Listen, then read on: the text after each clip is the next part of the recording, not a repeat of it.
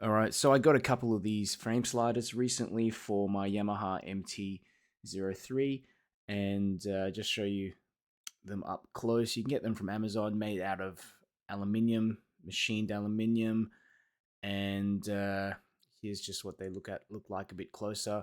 They actually come with a few other these little things which unscrew basically. I think they just change them around depending on the bike that you have. If you want it to say MT07 or whatever. That's it. Just the two bolts. You get a washer on each side. So yeah, unfortunately, you're gonna need some type of socket wrench like the one I have here in order to get down into the actual bolt itself.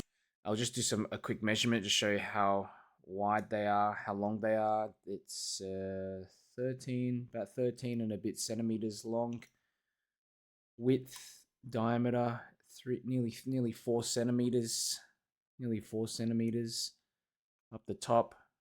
On the base, probably about 4.5 centimeters.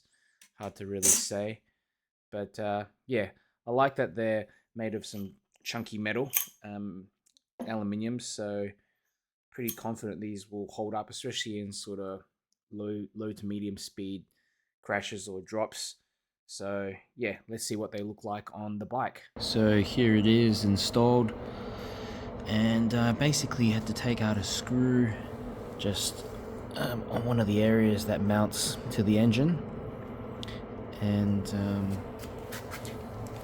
this one actually came with its own separate bolt, but I used the washer, the previous washer, and yeah, looks pretty good. I'll show you the other side, show you it from the back. So it does stick out a fair bit, a little bit further than the footrest, and the other side here as well. So you just pretty much do one at a time so that the engine doesn't fall through.